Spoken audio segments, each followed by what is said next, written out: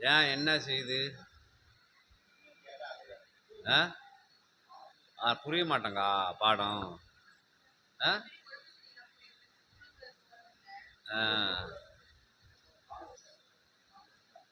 சரி, இன்னும் இங்கே விபூதி வாங்கிட்டு போய் பூசணும். வணங்கி நின்றுங்க.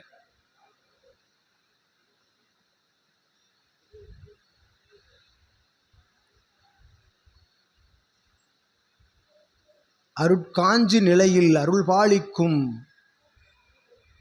காஞ்சி காமாட்சியினுடைய அற்புத பெருமாற்றல், மதுரம்பதியை அரசாளும் மதுரை மீனாட்சியினுடைய அற்புத ஆசியோடு காசி மாநகரில் அமர்ந்து அருள் பாலிக்கின்ற விசாலாட்சி என்னும் பேராற்றலோடும் முப்பெரும் தேவியரின் அம்சமாய் அமர்ந்திருக்கும் பிரபஞ்ச மகா சபையினுடைய வாயில் காவல் பணிபுரியும் வடக்குவா செல்வி என்னும் தேவியரின் அற்புத ஆற்றல்தனை தன்னகம் தாங்கி வந்து அமர்ந்து இறை சபை சற்சங்க நிகழ்வில் சிவமகா சபையினுடைய ஆசான் திருமடியில் அமர்ந்து அருள்பாலிக்கும் வாழை தேவியினுடைய அருளாசியாள், வாழை தேவியினுடைய அற்புத அருளாசியாள், முப்பெரும் தேவியரின் அற்புத ஆசி உள்வர ஆற்றல் கொண்டு பிரம்மதேவனுடைய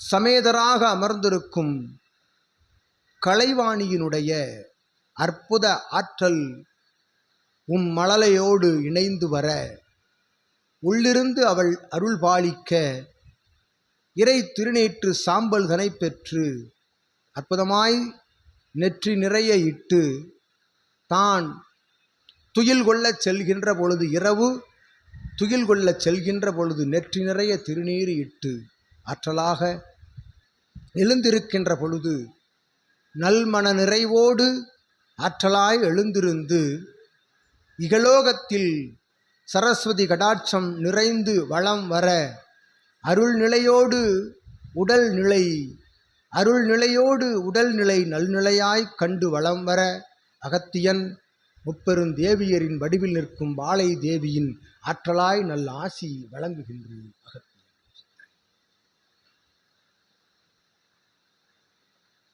விபூதி வாங்கிட்டு போங்க. என்ன ஆசி வேணுமா?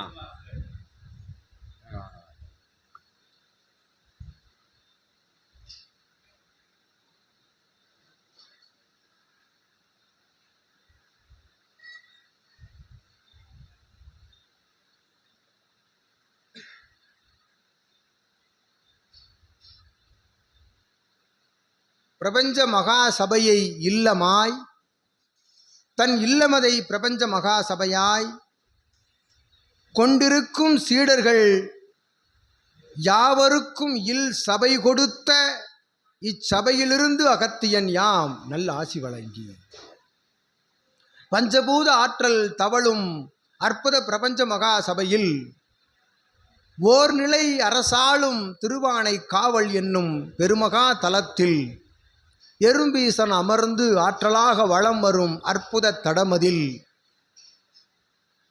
அகிலாண்ட பரமேஸ்வரியோடு இணையாக அமர்ந்திருக்கும் அற்புத அத்தகைய நாதனுடைய அருளாசியால் கிளை சபை என்னும் மாபெரும் சபை பெற்று அச்சபையிலே நற்சீடனாய்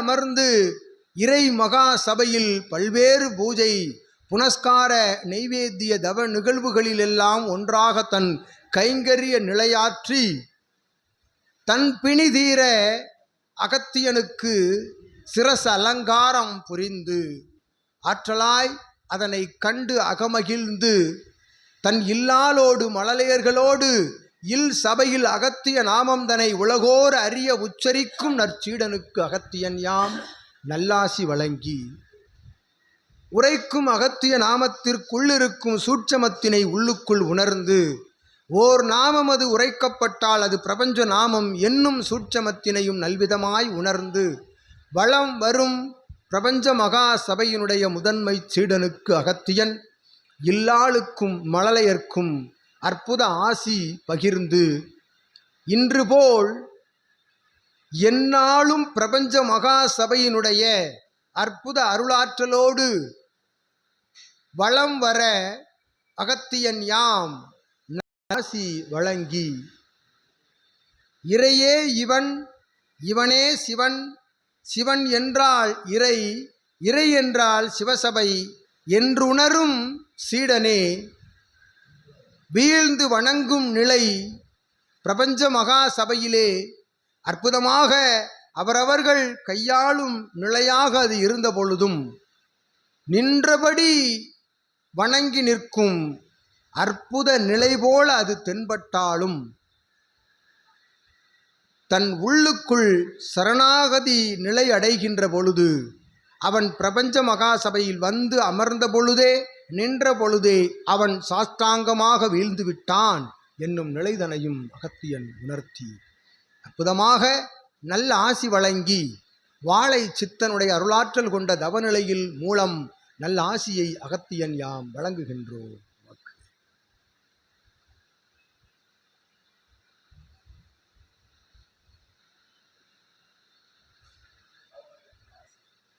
அனுமதி வேணுமா? வாங்கிக்கோங்க. உங்களுக்கு சொன்னாங்களா சொல்லலையோ? பிரம்ம முகூர்த்தத்தில் தவம் இருக்க சொன்னாங்களா? ஆசையிலே சொல்லலையா? சரி.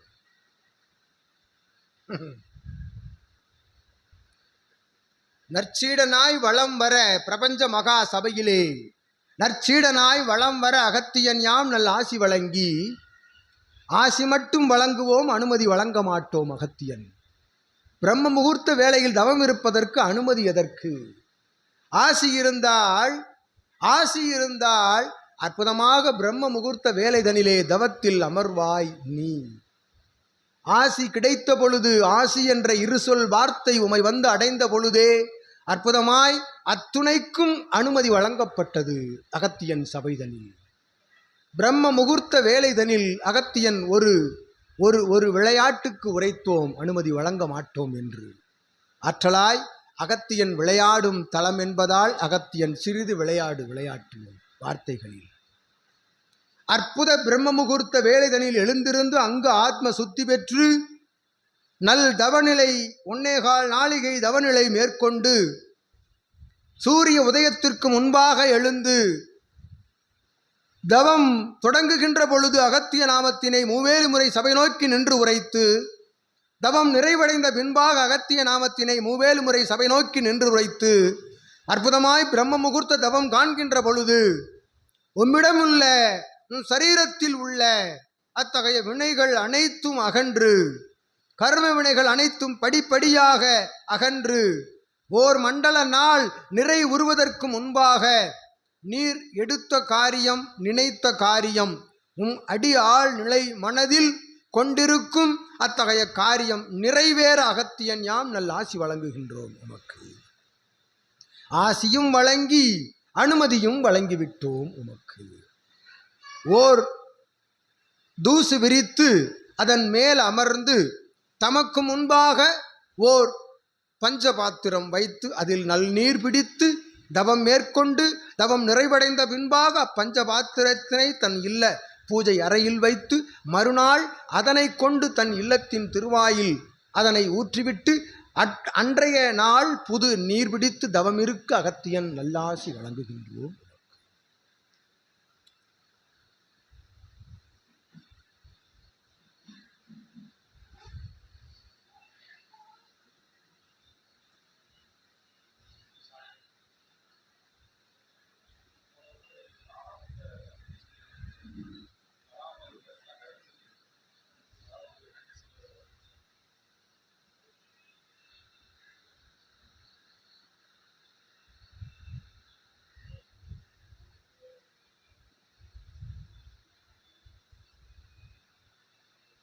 பெருமகா சிவசபை நற்பேறுதனை வணங்கும் சபை, நற்பேறுகளை வழங்கும் சபை. ஆகையால் இது பெருமகா சிவசபை, பேருமகா சிவசபை என்று இச்சபைதனை பல்வேறு சித்தர்கள் சூட்சமமாய் உரைத்த பொழுதும் ஆகமங்கள் என்பது சீடர்களுக்கு வழங்குகின்ற பொழுது ஆகமங்கள் சீடர்களினுடைய சிந்தனையை சிரசில் அவன் சிந்தையில் ஏற்படக்கூடிய மற்ற நிலைகளுக்குள்ளெல்லாம் செல்லாது அவன் சிந்தையை செம்மைப்படுத்தி நேர்நிலை நிறையோடு இறைநிலையோடு பயணப்படுவதற்குரிய ஆகம நெறிமுறைகளை கடைபிடிக்கின்ற பொழுது அவன் சிந்தை ஒருமுகப்பட்டிருக்கும். ஆகவே அத்தகைய ஆகம முறைகளை அகத்தியன் உணர்த்துகின்றோம். சிவசபையிலே ஒருமுகப்படுத்துவதற்காக உரைக்கின்ற ஆகம நெறிமுறைகளை சிவசபையிலே கேட்டது போல் சிரசில் ஏற்றி அவர்கள் ஆற்றுகின்ற பொழுது ஆகம நெறிமுறைகளால் இத்தகைய பேறுகள் வருவதல்ல, அவன் சிந்தைக்குள் இருக்கக்கூடிய ஒருமுக நிலைக்காக அவனுடைய கட்டுப்பாட்டு நிலைக்காக தருகின்ற பரிசு என்று அகத்தியன் உணர்த்தி அவ்வாறு அற்புதமாக இறை சபையோடு இறை நிலையோடு இறை சிந்தனையோடு இறை ஞான சுடரொளியோடு பயணப்பட அகத்தியன் யாம் நல் ஆசி வழங்கி இல்லாளுக்கும் மழலைக்கும் அற்புதமாய் உமை சார்ந்தோர்கள் யாவருக்கும் உமை சார்ந்து உமை சாடி உமை நாடி உமை சார்ந்து உமை சார்ந்தோர்கள் யாவருக்கும் அகத்தியன் மூலமாக அறிவுசார் ஞான நிலையின் மூலமாக பெறுகின்ற சூட்சம தவநிலையிலிருந்து நல் ஆசிகள் உமக்கு கொடுத்து அகத்தியன் அமர்ந்திருக்கின்றோம்.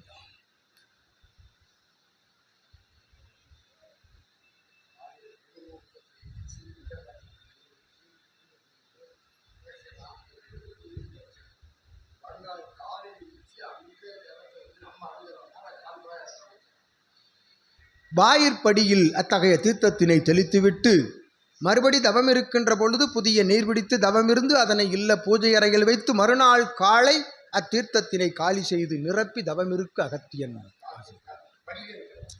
தன் வாயிற்படியில் விட்டுவிட, அல்லது வாயிற்படியில் விடலாம், அல்லது உமது இல்லத்தில் இருக்கக்கூடிய நற்தாவர நிலைகளுக்கு அத்தகைய நீரினை விடலாம்.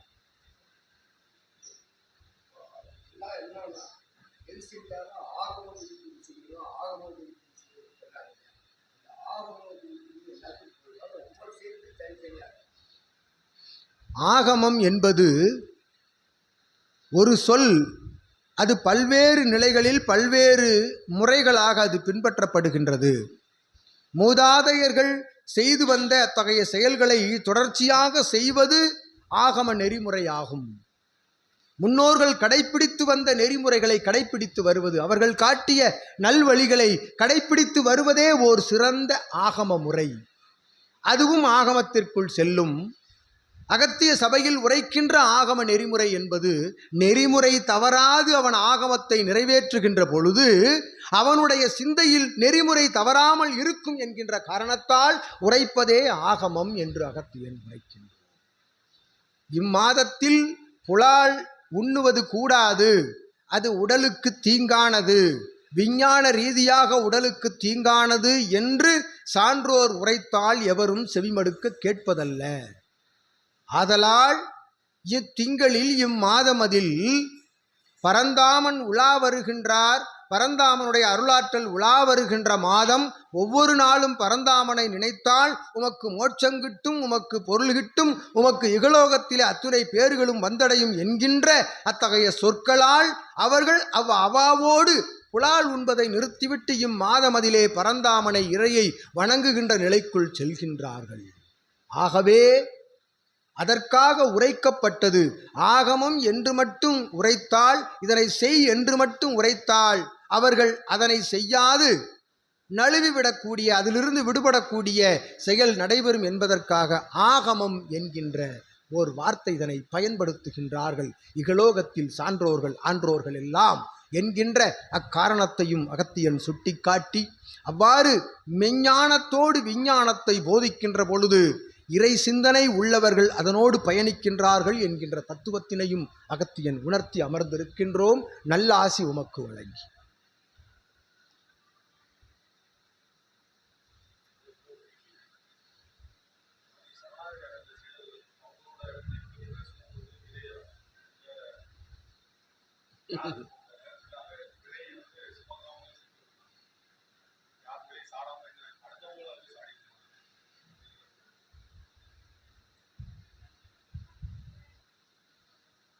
பூர்வ ஜென்ம கர்ம வினையால் ஒருவன் மானிடனாக அரியதொரு பிறப்பான மானிட பிறப்புதனை பல்வேறு ஜென்மங்கள் கடந்து பெறுகின்றான்.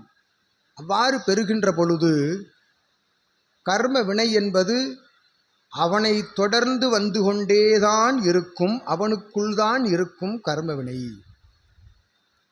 அத்தகைய கர்ம வினையை அவன் போக்குவதற்குரிய முயற்சிகளில் யாம் உரைத்தவாறு நீர் உரைத்தவாறு சரணாகதி நிலையோடு வணங்கி நிற்கின்ற பொழுது கர்ம வினை படிப்படியாக அகல்கின்றது.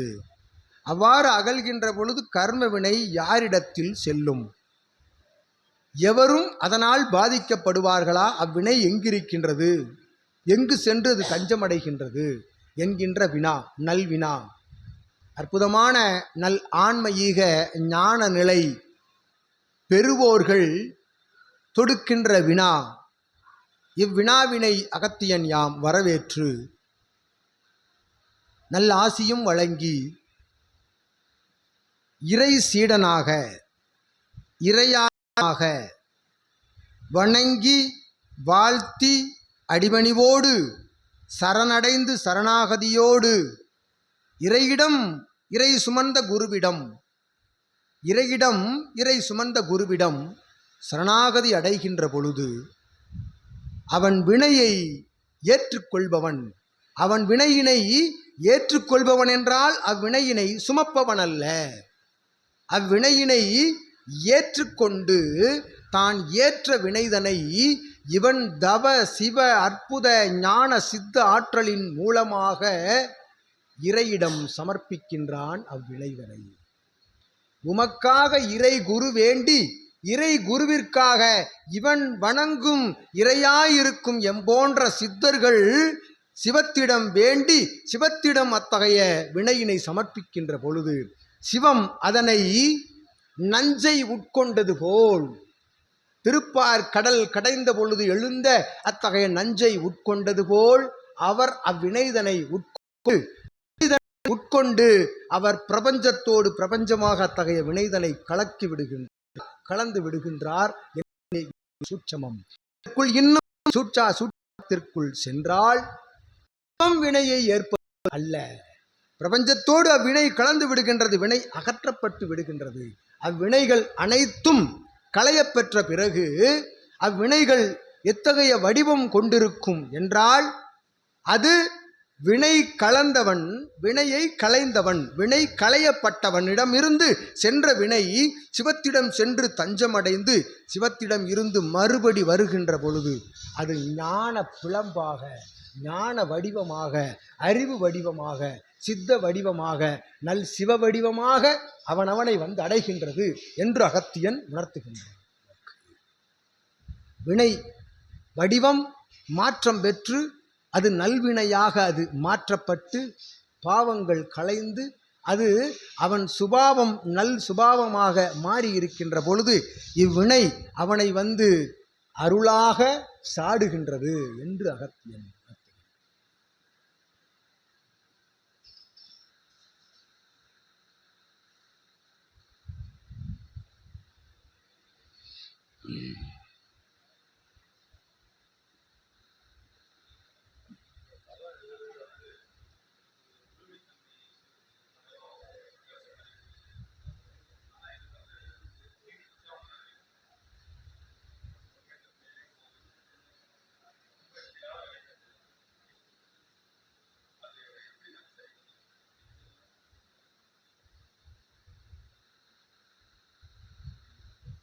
தவநிலையில்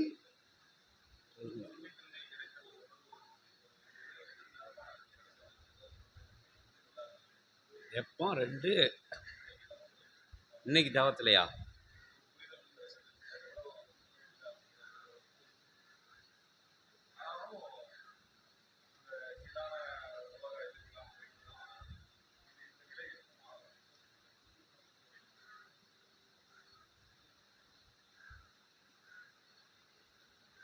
கீழான நிலை என்பது காட்சிகளில் வருகின்ற குறைகள், நிறைநிலை காட்சிகளோடு குறை காட்சிகளும் தவ நிலைகளில் தென்படுவது என்பது அது படிப்படியாக அந்நிலை என்பது குறைந்து கொண்டு வரும்.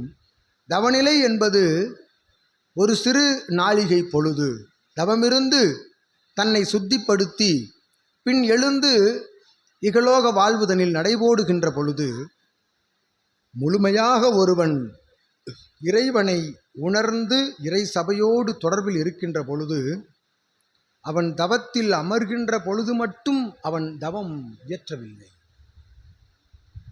அவன் நாளிகை பொழுது தன் கண்மூடி ஓர் வஸ்திரம் விரித்து அமர்கின்ற பொழுது மட்டும் அவன் தவம் இருக்கவில்லை, நீர் தவம் இருக்கவில்லை.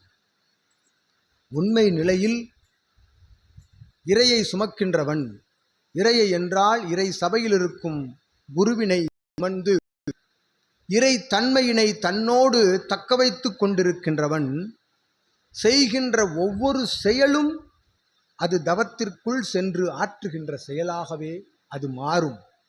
இகலோகத்தில் கலியுகத்தில் நாம் நடைபோடுகின்ற பொழுது பல்வேறு கால சூழல்களுக்குள்ளும் பல்வேறு ஏற்ற இறக்க நிகழ்வுகளுக்குள்ளும் தான் பணியாற்றுகின்ற பொழுதும் தான் பணியாற்றிவிட்டு வெளிவருகின்ற பொழுதும் சமூகத்தில் நடைபோடுகின்ற பொழுதும் பல்வேறு காரியங்களில் உழன்று வருகின்ற பொழுதும் இறையை ஒருவன் சுமந்து கொண்டிருப்பானே. ஆனால் அத்தகைய நிலையெல்லாம் அவனுக்கு ஒரு இகலோக நிலையெல்லாம் அவனுக்கு ஒரு மாயத் தோற்றம் போல் அவனுக்கு ஒரு